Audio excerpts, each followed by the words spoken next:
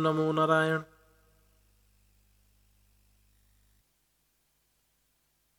भगवान श्री कृष्ण भगवान को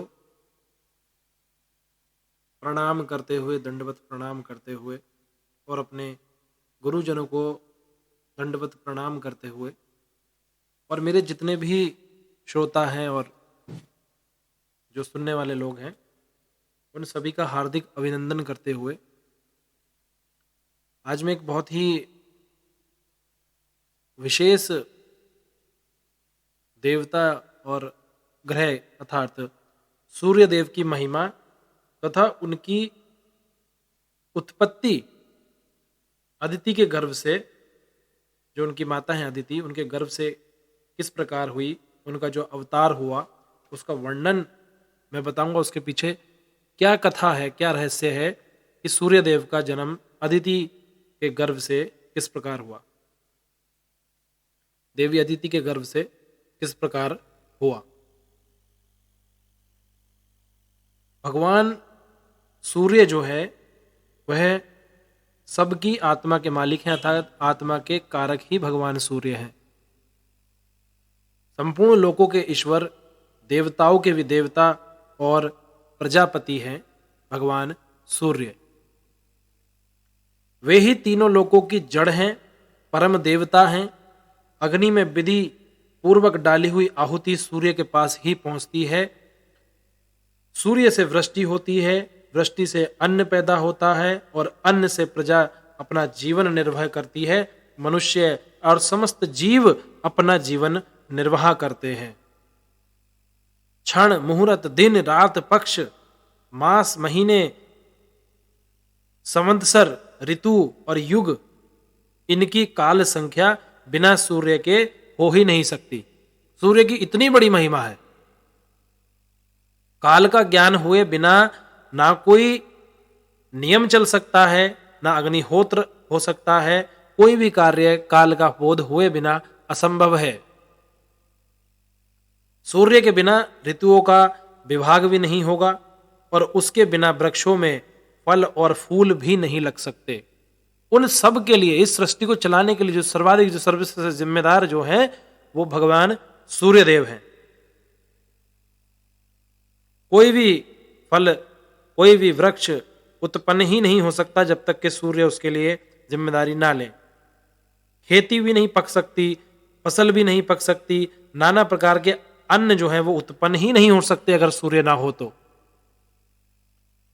और उस दशा में स्वर्गलोक तथा भूलोक में जीवों के व्यवहार का भी लोप हो जाएगा। स्वर्ग और भूलोक दोनों ही लोप हो जाएंगे। आदित्य, सविता, सूर्य, मिहिर, अर्क, प्रभाकर, मार्तंड, भास्कर, भानु, चित्रभानु, दिवाकर तथा रवि, इन 12 सामान्य नामों के द्वारा भगवान सूर्य का बोध कहा गया। इन 12 नामों से सूर्य देव का बोध किया जाता है, उनका स्मरण किया जाता है। विष्णु, धाता, भग, पूषा, मित्र, इंद्र, वरुण, अर्यमा, विवस्वान, अंशुमान, त्वष्टा तथा पर्जन्य, ये 12 सूर्य पृथक पृथक 12 माने गए हैं। ये जो मैंने आपको नाम गिनाए, विष्णु, धाता, भग, पूषा, मित्र, इंद्र, वरुण, अर्यमा, विवस्वान, अंशुमान, त्वष्टा, पर्जन्य, ये 12 प्रकार के सूर्य हमारे शास्त्र में बताए गए हैं। चैत्र मास में विष्णु, वैशाख में अर्यमा, ज्येष्ठ में विवस्वान, आषाढ़ में अंशुमान, श्रावण में पर्जन्य, भादो में वरुण, अश्वनी में इंद्र, कार्तिक में धाता और अगहन में मित्र, पौष में पूषा, माघ में भग, फागुन में त्वष्टा नामक सूर्य 12 प्रकार से इन सभी मासों में तपते हैं और उनको इन विभिन्न नामों से जाना जाता है। इस प्रकार यहां एक सूर्य के 24 नाम बताए गए हैं। इनके अतिरिक्त और भी हजारों नाम विस्तार पूर्वक हमारे शास्त्र में भगवान सूर्य के लिए जोड़े गए हैं। उन विभिन्न नामों से उनको पुकारा गया है। एक बार की बात है मुनियों ने पूछा, हे प्रजापते, जो 1000 नामों के द्वारा भगवान सूर्य की स्तुति करते हैं उन्हें क्या पुण्य की प्राप्ति होती है? एक मुनि के मन में एक प्रश्न उत्पन्न हुआ, और उसकी गति कैसी होती है, उसको उसका फल क्या प्राप्त होगा? यह प्रश्न मुनियों ने प्रजापति ब्रह्मा जी से किया था। तब ब्रह्मा जी बोले कि हे मुनिवरो, मैं भगवान सूर्य का कल्याण में सनातन स्तोत्र कहता हूं, जो सब स्तुतियों का सारभूत है। इसका पाठ करने वालों को सहस्त्र नामों की आवश्यकता नहीं रह जाती है। भगवान भास्कर के जो पवित्र, शुभ एवं गोपनीय नाम हैं, मैं उन्हीं का वर्णन करूंगा, आप ध्यान पूर्वक उनको सुनो। विकर्तन, विवस्वान, मार्तंड, भास्कर, रवि, लोक प्रकाशक, श्रीमान, लोकचक्षु, महेश्वर, लोक साक्षी, त्रिलोकेश, कर्ता, हर्ता, तमिस्त्र, तपन, तापन, सुचि, सप्तश्वाहन, गभिस्तहस्त, ब्रह्मा और सर्वदेव नमस्कृत, इस प्रकार 21 नामों का यह स्तोत्र भगवान सूर्य को सदा प्रिय है। ब्रह्मा जी ने यह बात मुनियों को बताई, क्योंकि मुनियों ने उनसे प्रश्न किया था कि किस प्रकार से हम सूर्य के इन नामों का उच्चारण करके, उनके नामों का ध्यान करके, बोध करके हम सूर्यदेव को प्रसन्न कर सकते हैं। तो ब्रह्मा जी ने ये नामों का वर्णन मुनियों को बताया। फिर ब्रह्मा जी ने कहा कि यह शरीर को निरोग बनाने वाला है, धन की वृद्धि करने वाला है, यश फैलाने वाला है, स्तोत्र राज है, ये स्तोत्रों का भी राजा है। जो विभिन्न प्रकार के स्तोत्र आप पढ़ते हैं उनका भी राजा है। इसकी तीनों लोकों में बहुत बड़ी प्रसिद्धि है।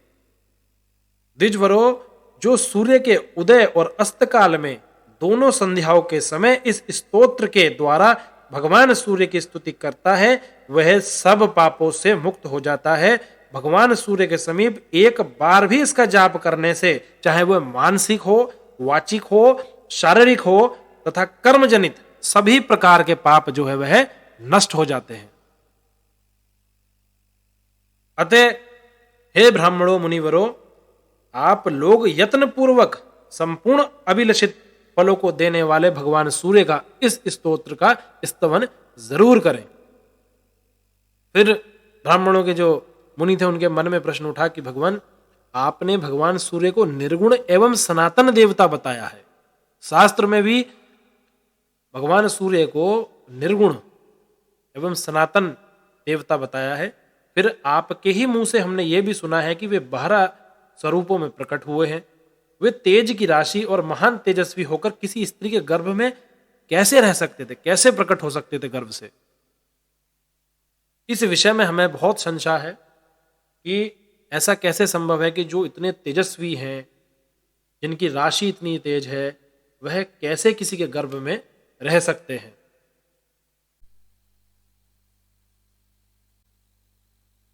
फिर उसके बाद जो है मुनियों ने फिर प्रश्न किया कि भगवान, आपने भगवान सूर्य को निर्गुण और सनातन क्यों बताया, और इतना गर्भ में तेजस्वी भ्रूण जो है वो कैसे रहा होगा? तो ब्रह्मा जी औचक रह गए और कहा कि हे मुनीश्वरों, ध्यान से सुनिए। प्रजापति दक्ष के 60 कन्याएं हुई जो श्रेष्ठ और अत्यंत सुंदरी थी। राजा जो दक्ष प्रजापति थे, जिनके आज भी पूर्वज जो है राजा दक्ष प्रजापति हैं, जो प्रजापति समाज है, वही समाज जो है वो प्रजापति है, और उनके जो कुलवंशी हैं वो राजा दक्ष प्रजापति थे, जिनको प्रजापति समाज पूजता भी है, सम्मान भी करता है, और वह भगवान शिव के ससुर भी हैं। तो फिर ब्रह्मा जी ने कहा कि जो उनकी श्रेष्ठ सुंदरी जो कन्याएं हैं, उनके जो नाम हैं अदिति, दिति, दनु और विनीता, ये सब उनके जो वह नाम थे। जो श्रेष्ठ और सुंदरी थी उनमें अदिति, दिति, दनु और विनीता, उनमें से 13 कन्याओं का विवाह दक्ष ने कश्यप जी से किया था। अदिति ने तीनों लोकों के स्वामी देवताओं को जन्म दिया। दिति से दैत्य और धनु से बलाभिमानी भयंकर दानव उत्पन्न हुए थे। अब इसको ध्यान से सुनिएगा। कश्यप जी से जो दक्ष प्रजापति ने जो बाकी 13 कन्याएं थी उनका जो विवाह किया था, उनमें अदिति ने तीनों लोकों के स्वामी देवताओं को जन्म दिया। अदिति ने देवताओं को जन्म दिया, दिति ने दैत्यों, धनु से बलाभिमानी भयंकर दानव उत्पन्न हुए, उन्होंने उनको जन्म दिया। विनीता आदि से अन्य स्त्रियों भी स्थावर जन्मंग भूतों को जन्म दिया, भूत प्रेतों को जन्म दिया। इन दक्ष सुताओं के पुत्र पौत्र और दोहित्र आदि के द्वारा यह संपूर्ण जगत व्याप्त हो गया। इन्हीं की वजह से संपूर्ण जगत जो है वो व्याप्त हुआ है।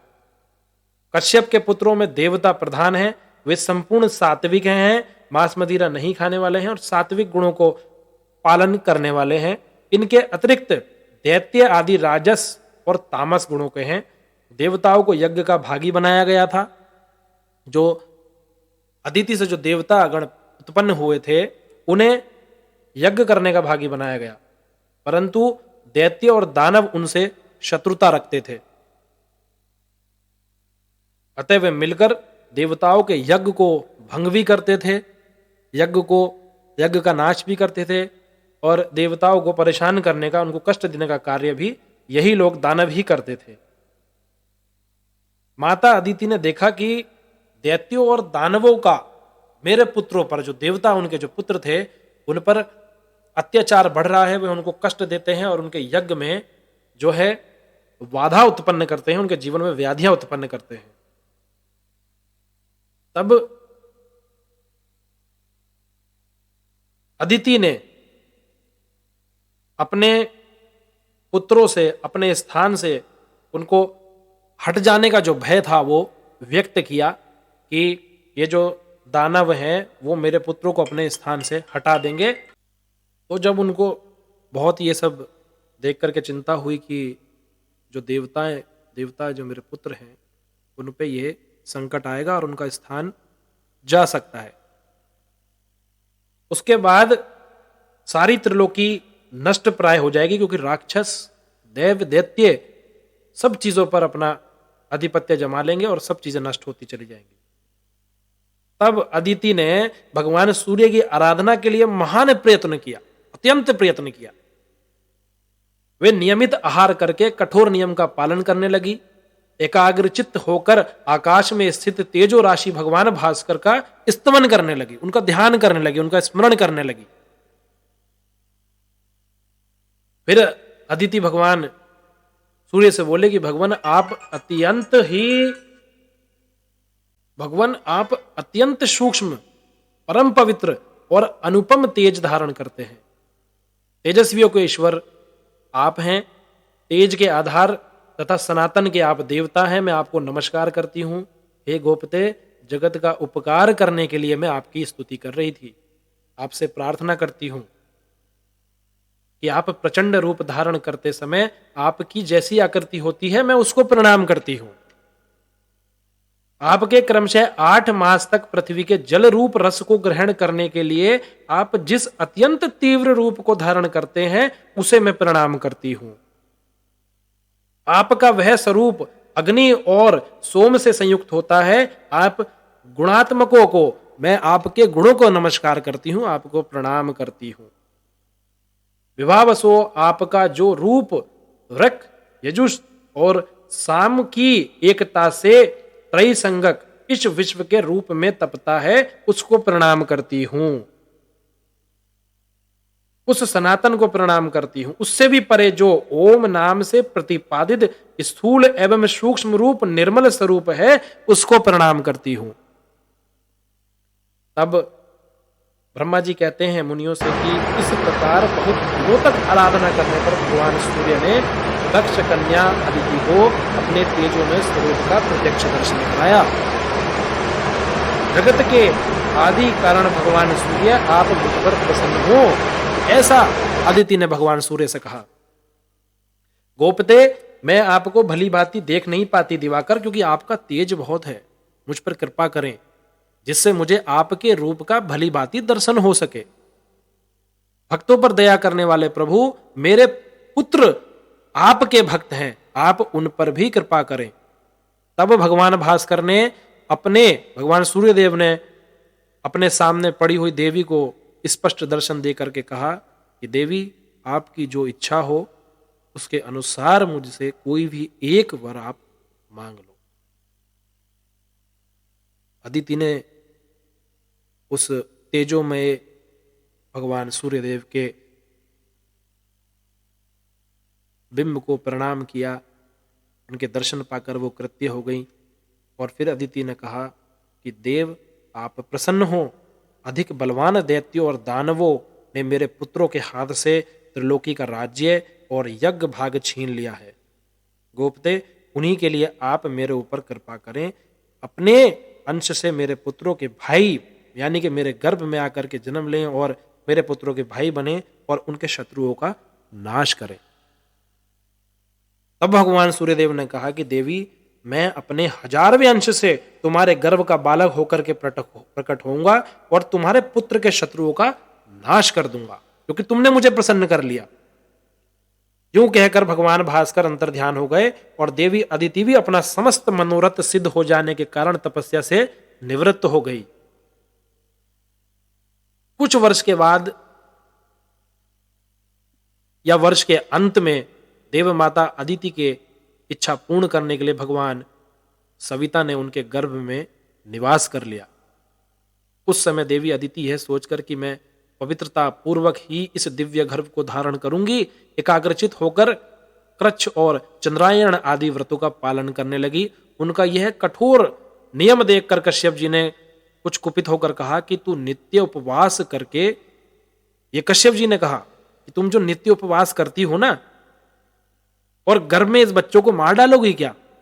तुम उपवास करती हो, भोजन नहीं करती हो, गर्भ में तुम्हारे बच्चा है, बालक है, तो वह कैसे परिपूर्ण होगा? उन्होंने क्रोध में आकर के कश्यप जी ने कहा कि तुम इस बच्चे को मार डालोगी क्या?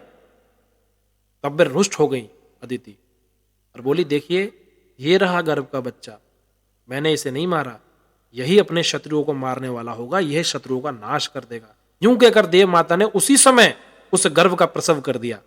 वह उदयकालीन सूर्य के समान तेजस्वी अंडाकार गर्भ सहसा प्रकाशित हो उठा। उसे देखकर कश्यप जी ने वैदिक वाणी के द्वारा आदर पूर्वक उनका स्तवन किया और स्तवन करते ही स्तुति करने पर उस गर्भ से बालक प्रकट हो गया। उसके श्री अंगों की आभा पद्म पत्र के समान श्याम थी, उसका तेज संपूर्ण दिशाओं में व्याप्त हो गया। इसी समय अंतरिक्ष से कश्यप मुनि को संबोधन हुआ कि सजल मेघ के समान गंभीर स्वर में आकाशवाणी हुई, मुने, तुमने अदिति से कहा था तव्यामारितम अंडम, तूने गर्भ के बच्चे को मार डाला। तव्यामारितम अंडम, तूने गर्भ के बच्चे को मार डाला, इसलिए तुम्हारा नाम जिस बालक हुआ है इसका जो नाम होगा वो होगा मार्तंड के। मार्तंड के नाम से यह विश्व में विख्यात होगा और यज्ञ भाग का अपहरण करने वाले, अपने शत्रु भूत असुरों का संहार करने वाला होगा। यह आकाशवाणी सुनकर देवताओं को बड़ा हर्ष हुआ और दानव हतोत्साहित हो गए, क्योंकि अब मार्तंड ने जन्म लिया। तत्पश्चात देवताओं सहित इंद्र ने दैत्यों को युद्ध के लिए ललकारा। दानवों ने भी आकर के उनका सामना किया। उस समय देवताओं और असुरों में बड़ा भयानक युद्ध हुआ। उस युद्ध में भगवान मार्तंड ने दैत्यों की ओर देखा, अतः वे सभी महान असुर उनके तेज से जल करके राख हो गए, भस्म हो गए, क्योंकि सूर्यदेव का तेज ही अत्यंत भयानक था। इस तेज से सब जल करके नष्ट हो गए। तदंतर देवताओं को पूर्ववत उनको अपना अधिकार मिल गया, उनको अपने अपने यज्ञ भाग प्राप्त हो गए। भगवान मार्तंड भी अपने अधिकार का पालन करने लगे। ऊपर और नीचे सब और किरणें फैली होने से, जो किरणें थी उन्होंने फैलाई, और किरणें फैली होने से भगवान सूर्य कदम्ब पुष्प की भांति शोभा पाते थे। वे आग में तपाए हुए गोल के सदृश दिखाई देते थे। उनका विग्रह अधिक स्पष्ट नहीं जान पड़ता था। यह सूर्यदेव की महिमा है। इस प्रकार से सूर्यदेव ने अदिति के गर्भ से जन्म लिया। बोले सूर्यदेव भगवान की जय।